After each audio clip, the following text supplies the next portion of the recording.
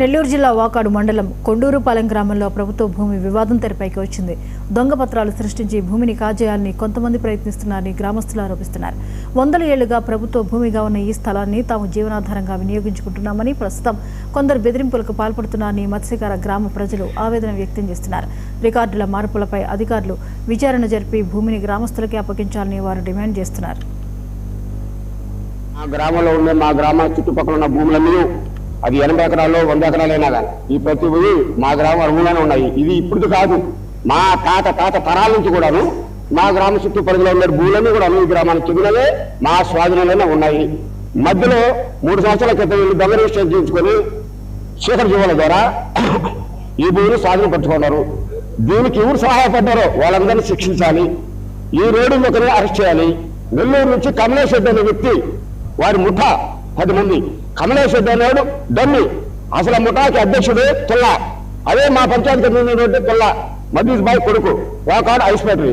ఈ నెల్లూరులో కూర్చొని రౌడీల ద్వారా ఫోన్ కాల్స్, వీరి గురించి భూమి పోరాటం వదిలేస్తే తప్ప మిమ్మల్ని లేదంటే బ్రతకలేము, ఊరు దాటలేము, మేమంతా చేస్తాం. ప్రతిరోజు బ్రిటికాలు వస్తూనే ఉన్నాయి. సీఎన్ అంటాడు, నేను ఎమ్మెల్యే అంటాను, ఒక మగ మనిషికి ఆడ మనిషి ఫోన్ చేసి నైట్ 10 గంటలప్పుడు బెదిరిస్తుంది. అదే ఆడ మనిషికి మగ మనిషి ఏమనకూడదా?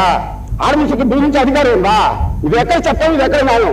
భూ కబ్జాదారులకి సపోర్ట్ చేసే వాళ్ళని శిక్షించాలి. ఎవరిచ్చారో వాళ్ళకి అధికారం?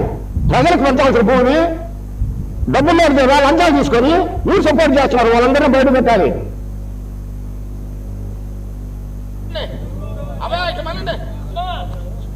నేను చిన్నప్పటి నుంచి చూస్తున్నా, ఇది గ్రామం మొత్తం ఉందా 40 గ్రామం మొత్తం మీద ప్రతి దానికి మేము మాదిరిలో ఉన్నాయి, ఎన్ని మాదిరిలో ఉన్నాయి.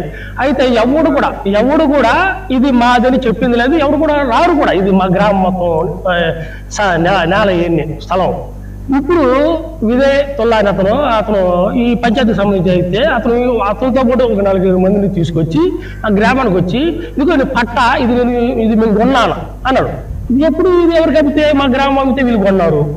అది మాకు అర్థం కాల. చీర చూస్తే ఇది కమలేశ్వర రెడ్డి పేరు మీద, అక్కడి నుంచి ఇంకొక పేరు మీద నుంచి అట్ట అయ్యి మళ్ళా ఇద్దరు పేరు మీద దాకా మేము కొంటున్నాం అని చెప్పిన దాకా ఇదే తొల వచ్చి చెప్పాడు.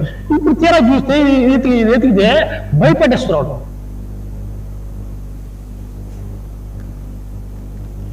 చెన్నై సెంట్రల్ నుంచి విజయవాడకు బయలుదేరిన పినాకి